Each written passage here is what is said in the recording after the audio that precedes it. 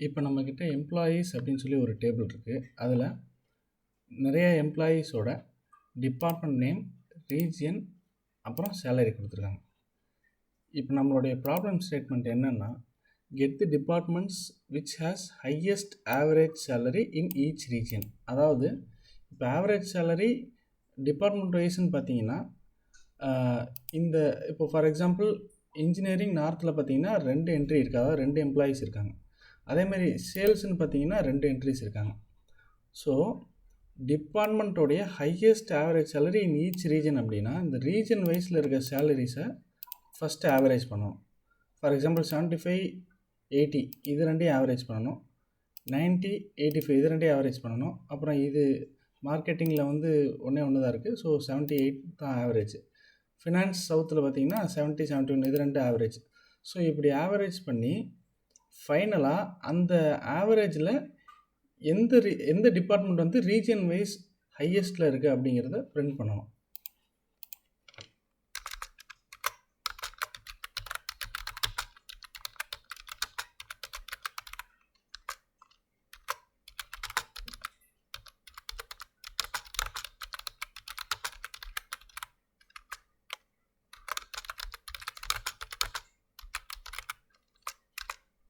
Right.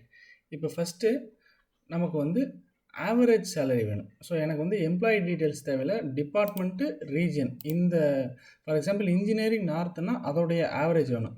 80 + 80 75 இதோடைய average 77,500 அந்த மாதிரி வரும். அந்த டீட்டெயில் எனக்கு வேணும் first.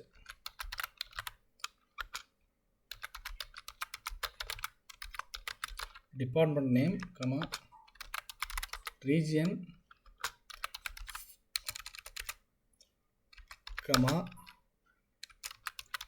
average of salary as AVG salary from table name employees. இந்த குரூப் பையில் தான் நமக்கு ட்ரிக்கே இருக்குது. இப்போ வந்து எனக்கு ரீஜன் வைஸ் மட்டும் போதும், அதாவது இந்த 75, 80, 90, 85, 70, 80 இது எல்லாத்துக்கும் ஆவரேஜ் போடணும்னா நான் வெறும் ரீஜியன் மட்டும் போடணும். பட் எனக்கு region wise including department wise வேணும். அதனால் என்ன பண்ணணும்,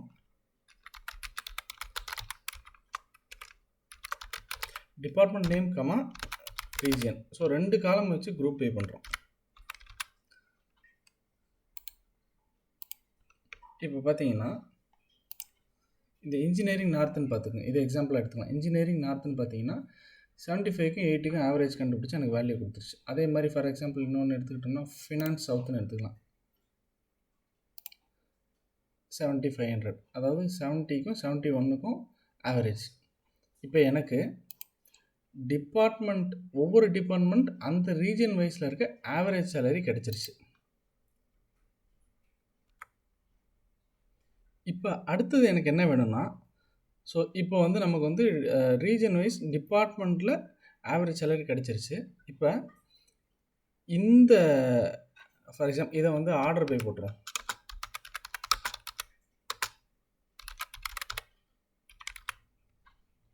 நமக்கு டேட்டா பார்க்குறதுக்கு ஈஸியாக இருக்கும். ஸோ இப்போ பார்த்தீங்கன்னா ஈஸ்ட்டில் பார்த்தீங்கன்னா 3 டிபார்ட்மெண்ட் இருக்குது. அதே மாதிரி நார்த்தில் 3 இருக்குது, சவுத்தில் 3, வெஸ்ட்டில் 3. எனக்கு இந்த ரீஜன் வைஸில் இருக்கிற ஆவரேஜ் சேலரியிலே எது பெருசுன்னு எனக்கு தெரியணும். ஃபார் எக்ஸாம்பிள் 89, 83, 91ல் 91 தான் பெருசு ஈஸ்ட் ரீஜனில். அதே மாதிரி இது 3ல் பார்த்தீங்கன்னா 87 தான் பெருசு நார்த்தில். இந்த டேட்டா எனக்கு வேணும். இப்போ என்ன பண்ணலான்னா, இந்த குவரியை வந்து ஒரு விர்ச்சுவல் ரிசல்ட் செட்டாக எடுத்துக்கலாம், விர்ச்சுவல் டேபிளாக எடுத்துக்கலாம். வித்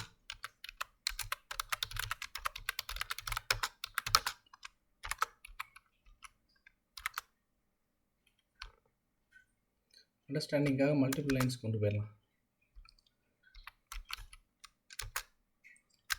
ஸோ இதை ஒரு ரெஃபரன்ஸாக எடுத்துக்க போகிறோம். இந்த நம்ம அடுத்தது ரைட் பண்ண போகிற மெயின் குவரியில் எங்கெங்கெல்லாம் வேணுமோ அங்கெங்கெல்லாம் இந்த ரிசல்ட் செட்டை யூஸ் பண்ணிக்க போகிறோம். அதுக்கு தான் இந்த வித் கிளாஸ் வித். ஸோ இந்த என்டையர் ரிசல்ட் செட்டையும் ஆவரேஜ் சேலரிங்கிற பேரில் நம்ம ரெஃபர் பண்ண முடியும். Select region,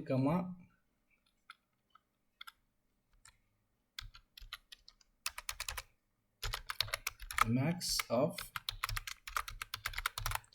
avg salary from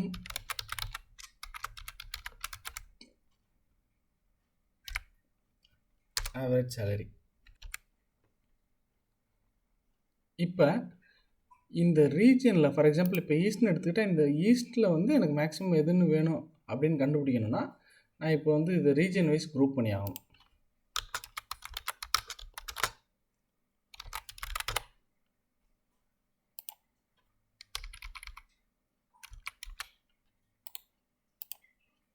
right.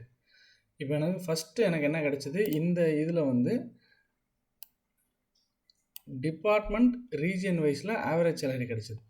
So அந்த லிஸ்ட் ஆஃப் ஆவரேஜ் சேலரிஸை வச்சு ஃபார் எக்ஸாம்பிள் பார்த்தீங்களா, ஸோ டிபார்ட்மெண்ட் ரீஜன் வைஸில் அந்தந்த டிபார்ட்மெண்ட்டில் என்ன ஆவரேஜ் சேலரி அது கிடச்சிது, அதை வச்சு நான் region wise maximum of average salary கண்டுபிடிச்சிட்டேன். இப்போ நான் என்ன பண்ணணும், நம்ம கண்டுபிடிச்ச இந்த மேக்ஸிமம் ஆஃப் ஆவரேஜ் சேலரிஸ்க்கு எங்கெங்கெல்லாம் ஈக்குவலாக இருக்கோ, ஃபார் எக்ஸாம்பிள் 91 தான் ஈக்குவலாக இருந்திருக்கும் மேக்ஸிமம் ஆஃப் ஆவரேஜ் சேலரியில். அதே மாதிரி இங்கே வந்து நார்த்தில் பார்த்தீங்கன்னா 87. ஸோ எந்தெந்த டிபார்ட்மெண்ட் வந்து அந்த ஆவரேஜ் சேலரியே மேக்ஸிமமாக இருக்கோ அதை மட்டும் பிரிண்ட் பண்ணணும். அப்போ என்ன பண்ணலான்னா இந்த செகண்ட் குவரியையும் விர்ச்சுவல் செட்டாக மாற்றிடலாம். Comma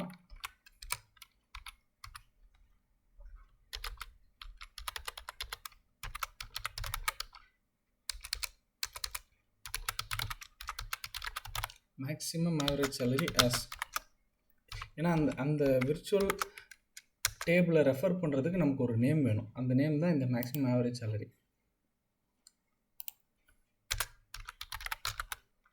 select d dot department name comma d dot region comma d dot salary from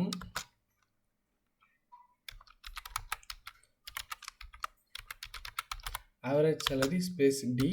so இது ஒரு அலியாஸ் நேம். இந்த இடத்துல நம்ம ரெஃபர் பண்ணுறதுக்காக டின்னு கொடுத்துருக்கோம். ஜாயின் பண்ணணும், இந்த ரிசல்ட் செட்டையும் ஜாயின் பண்ணணும்.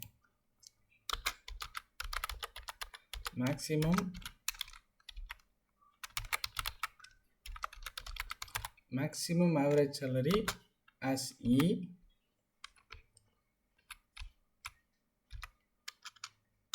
எந்த கண்டிஷனில் ஜாயின் பண்ணுங்கிறது எழுதணும். On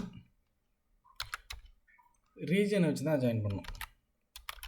d dot region equal to e dot region. ஏன் அப்படின்னா ரீஜன் வைஸ் தான் எனக்கு டேட்டா கம்பேர் பண்ணணும், மாற்றி கம்பேர் பண்ணிடக்கூடாது. ஃபார் எக்ஸாம்பிள் இங்கே இருக்கிற 91 வந்து இங்கே இருக்கிற மார்க்கெட்டிங் நார்த்தோட கம்பேர் பண்ணிடக்கூடாது. ஸோ அதனால் எனக்கு ரீஜன் மேட்ச் ஆகணும்.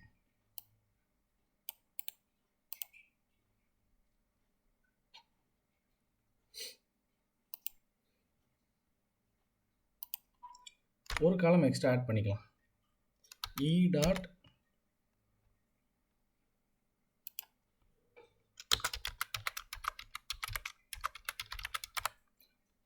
இந்த காலமே நம்ம உள்ளே கொண்டு வந்துக்கலாம் கம்பேரிசனுக்காக.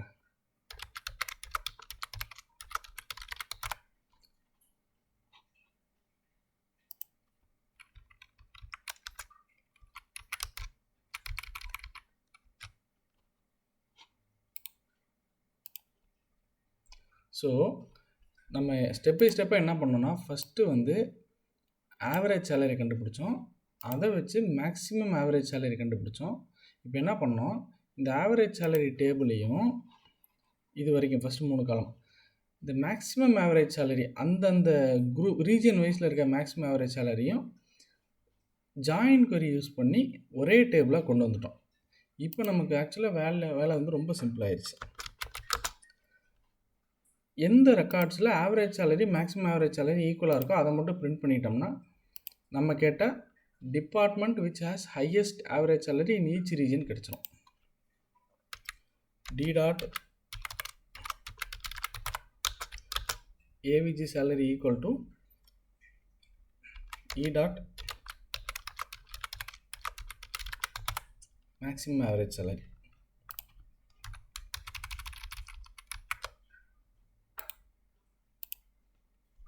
ஸோ இதுதான் ஆக்சுவல் ஃபுல் டேட்டா இருக்கிற டேபிள். இதில் எனக்கு வந்து ஒவ்வொரு ரீஜியன்லேயும் எந்த டிபார்ட்மெண்ட் ஆவரேஜ் சேலரிஸில் அவங்க அந்த டிபார்ட்மெண்ட்டில் இருக்க எம்ப்ளாயீஸோடைய சேலரிஸ் ஆவரேஜ் பண்ணும்போது எந்த டிபார்ட்மெண்ட் வந்து அந்த ரீஜனில் ஹையஸ்ட் ஆவரேஜ் சேலரி வச்சுருக்கோ அந்த டிபார்ட்மெண்ட்டு இதுதான். ஸோ நம்ம அந்த அண்டர்ஸ்டாண்டிங்காக இந்த காலம் ஆட் பண்ணோம். இதை வேணால் ஃபைனலாக ரிமூவ் பண்ணிடலாம்.